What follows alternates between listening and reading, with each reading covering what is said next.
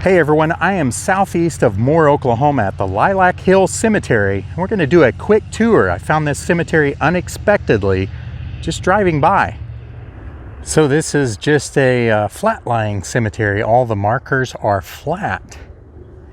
And you can kind of see some flowers sticking up from some of the vases and things like that. And then there's some other mementos like flags, and there's an angel over there. But for the most part, you really have to walk around and look at the markers to see if anyone is there. The oldest one that I've seen so far has been 1972.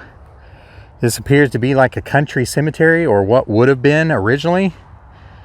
But it's not very old from what I've seen. There's a lot from the 90s and then up until the modern day. Like I saw a March of 2021, which I'm not going to show just out of respect for the person that is laid to rest there, but it is interesting. I was expecting this to be a lot older than what it really is.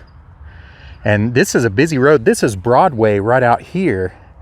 I'm not entirely sure what that road is. It's not Indian Hills, but I can't remember what it is. And then there's like a pond over here that says private property. Big pond, actually. And then you may hear some cattle off in the distance over here in this pasture. They were kind of coming my direction like they've never seen anyone stop here, I guess. And they were curious, or maybe they thought someone was going to feed them, but I don't think so in that car. But yeah, this is, most of them are from the 90s. And they're all nice metal markers. And there are some veterans in here, 1960 to 1989, so 29 years old. Robert Hans Weaver, U.S. Army. This is interesting because it has an old church on it. Our Hero Lou, 1926 to 2014, and Little Hen Lucille, 1928 to 2016. Like I said, the oldest I've seen so far has been 1972. This is a 1976. I keep thinking maybe I'll see older ones. There's some goose poop there. We'll get that off there. So, William Eric Jennings, 1956, of January 27th to March 19th, 1976. And those are vases, in case you've never seen those or you don't have those in your area. You twist them and pull them out and then turn them upside down, and then you have a vase for flowers. That's a neat one. Obviously, they love the outdoors, the mountains, and big old pine trees, looks like. 1972 to 2004, and then they've got looks like a bass over there on the right with the fishing pole. Gregory Todd Starr. And anytime I see that name in Oklahoma, Starr, it makes me think of Sam Starr or Bell Starr. So I don't know if they're of any relation or not. I'm going to keep looking around to see if we see any older ones or not. But I think I'll come back here. I think there's some graves that are possibly covered up. You can see indentions everywhere. And if I see it, I'll show you. That's 1981, Domingo Rivera Jr., March 15th, 1981. I don't know if it's like a child or what. It makes me think that it is. 1984, born in 1949, Robert L. Curley. See if I can find this one that's kind of covered up. Now, what caught my eye is I passed this little center thing right up here. The sun is setting, but I caught that and I thought it kind of looks like a picnic table from the distance from this Broadway road. And then as I went further this way, it looked like there was an old cemetery sign entrance. There's a couple here, 1982 and 2002. Peters is the last name. So I caught a cemetery sign entrance right there, but it was very plain. Looked like a historical marker. And I went further down on the left, kind of over towards that cell tower. And there was a Lilac Hill Cemetery sign painted on a garage, which I guess those are lilacs there. I'll show you guys. I'm not a plant expert, so I'll have to have some help. And some lilacs over there. But this looks like it should be a lot older than what it is. Now, these are clearly some newer bricks on this, but they have this thing right here, this garden of faith. I count none but the sunny hours. And so it's a sundial here.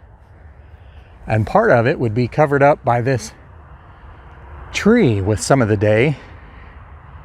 And it is a pretty thick tree. Some of these trees have been here for a while, like over there. This is not an area where trees in Oklahoma get real tall. This is just south of Moore, kind of southeast of Moore.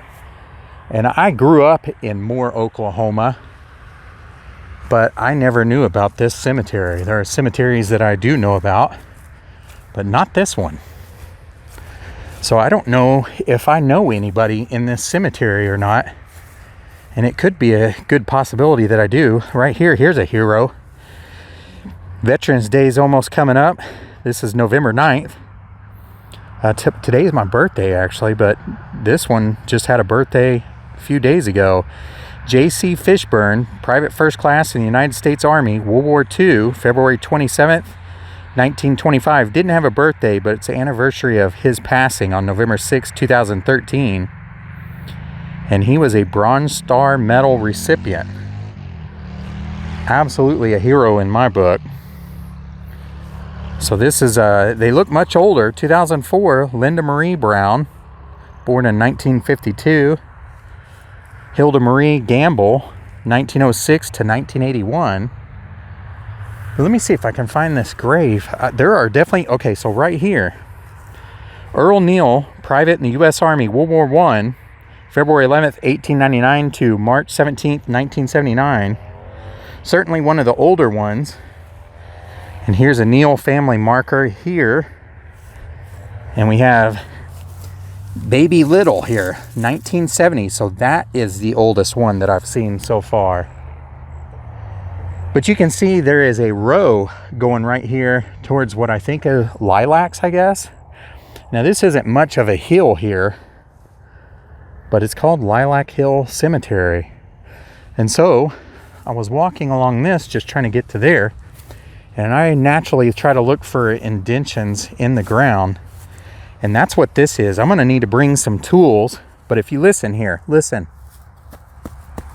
It's hard. So right underneath here, see there?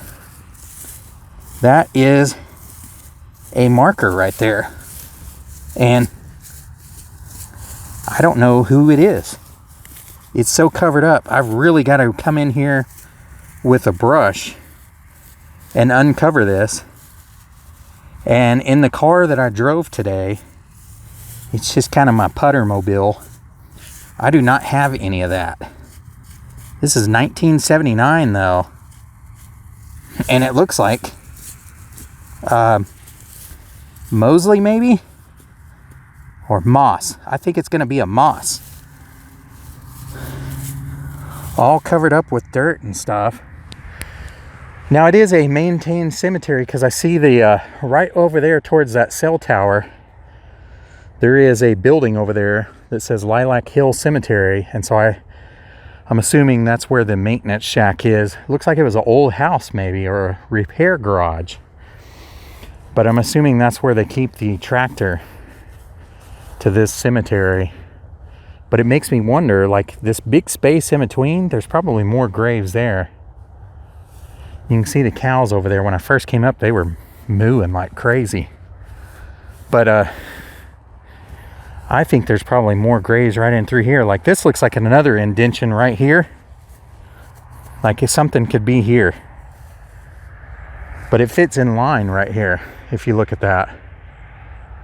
But there's a little drive right through here to where that sundial is, the center of the cemetery. And there are graves almost to that road right over there. And they go up over here. And then they're all over this side too. The cemetery sign is up over this way, kind of in the middle of those thickets, those trees. Donald R. Holtz, if I'm saying that right, ME-33 U.S. Navy. I was in the Navy, but I don't know what that ME-33 is, so someone may have to help me out. That is a Korean War veteran, looks like, or they served in Korea. January 31st, 1934 to July 17th, 1994. And there are several of those family members in here. Donald, 1934 to 1994. Ivy Mae, it just has a birth date, 1935. You can see Freddie passed away in 1980 and Jesse in 1985. And we have a Floyd Tubbs here, 1897 to 1985, and Gracie M, 1893 to 1989. But Floyd has a veterans marker here. And Private U.S. Army, April 26, 1896 to October 25th, 1985. Very much could be a World War I veteran. Laura B. Church, 1890 to 1973. And Mildred L., 1916. No date of death there. Surely she has probably passed in here in this cemetery. No one's put a date on it, though. He said there are a lot of flat-lying markers, so I don't know. Maybe if someone can look on Find a Grave and see if it has a total number of graves here. Since I grew up in the Moore area, I'm trying to look for names that I might know somehow. See, this looks much older than what it is. Davis, AF of the initials, 1899 to 1987, and that looks newer, this date that they've placed here.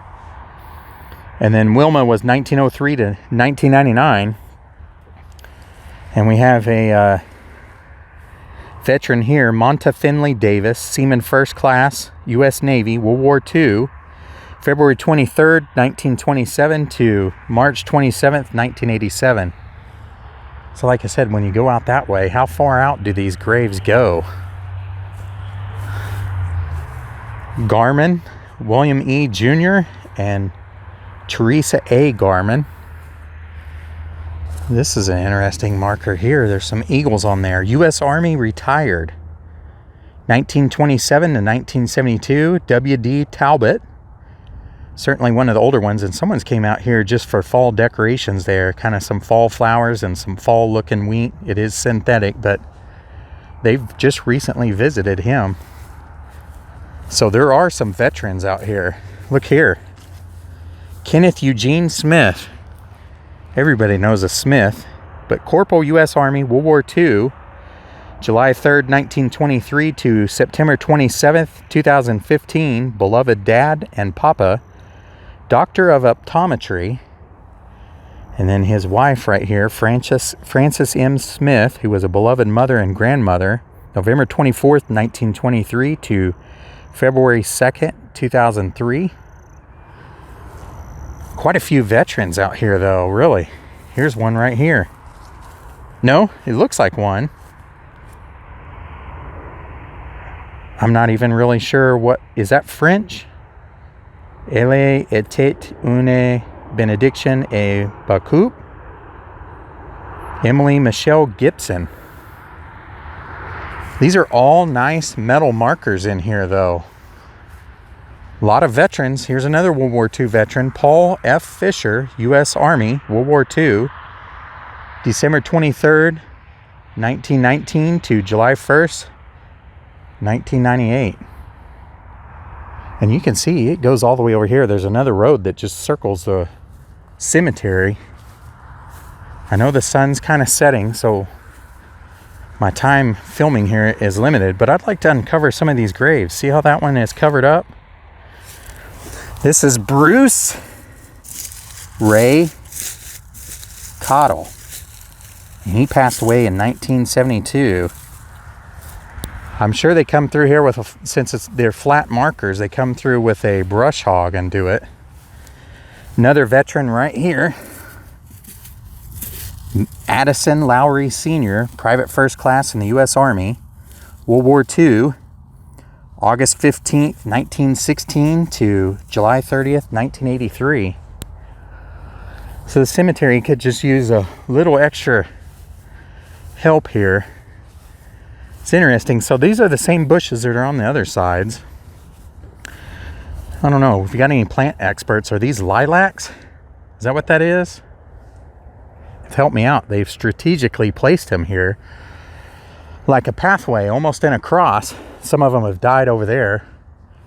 And then you can see them here, but they're not over on that other side. But it just kind of basically marks the four corners, east, west, north, south. You can see some graves over that way. And then there's just sort of a tree line right there. So I don't know. Like I said, I'd like to come in here and just uncover some of the graves like this right here. I don't know how many are covered up and have been covered up for a while. And you know, when you only have one caretaker, this is a lot of work. This is one right here. That's one covered up too. It's about swallowed up by the grass. If you look at this right here, it is another veteran, and this is a World War I veteran. We have, let's see who we have. Ralph Kennedy Crates, and he is January 10th, 1891 to May 14th, 1979. Isn't it amazing if you don't have visitors, or you don't have someone that can sit and really trim around these graves, nature will swallow it up in no time. Another veteran right here. James L. Morton, Corporal in the U.S. Army Air Corps, World War II, September 4th, 1920 to May 30th, 1996. Like I said, it makes you think. Here's more that are kind of covered up. Might just come out here with an edger and kind of do some of the trimming around here, and then just sort of a broom and a dustpan. These are real durable metal markers. I've only seen a few that are cement or anything like that. So for the most part, everybody's got one that I can see. Even that one right over there is a new barrel. That's from March of this year, 2021. And they have the funeral home marker there, but also a permanent marker. That is a really recent one. I don't see anything as far as a funeral home marker or permanent marker. But like I said, a lot of veterans in here, and some of them have been trimmed away or uncovered, or nothing grows over it. Private First Class and World War II.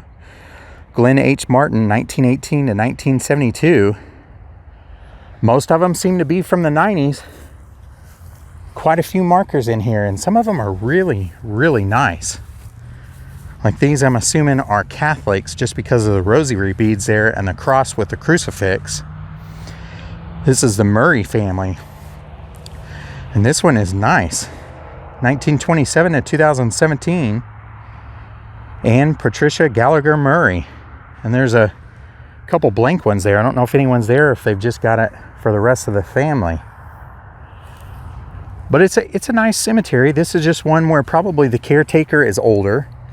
It's a sizable cemetery. Probably started off as somewhat of a country cemetery. Now more has grown. More has grown a lot. And since I've lived down here. And it is no longer kind of the small town city. This is south of the main part, southeast of the main part, but you can hear traffic on the distance. There's more people moving in Norman. And Edgar Wayne Boswell, Staff Sergeant in the United States Army Air Corps, World War II, 1919 to 1988. One that I wanted to show you that is interesting. Here's a stone marker. It's one of the few. I have not seen one like this. Everyone else is metal. Vaughn Nell Montgomery, 1931 to 2019, in loving memory. But this one over here I thought was interesting. You can see a veteran right here. There's a flag. With Veterans Day coming up, I mean, it makes sense. Someone has erected an angel here. I don't know if they've bought it or if they've bent the metal into the shape, but it's really nice. Like I said, I have no idea how many graves are in here, how many people have been interred in here. And they clearly have room to expand if need be. And as this area is becoming populated and they're building more houses and neighborhoods, it makes sense. And this one right here has a nice angel on it right there.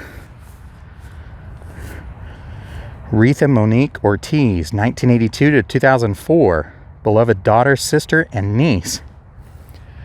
And then there's a crypt right over there, one that they haven't used yet.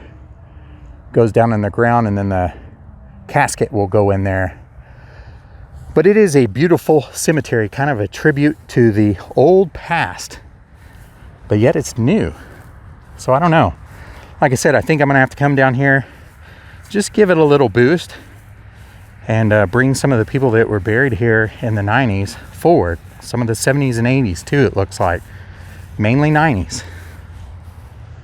Thanks for watching this little cemetery visit. I hope you enjoyed it. And like I said, I want to come back here and do a little bit more of a cleanup.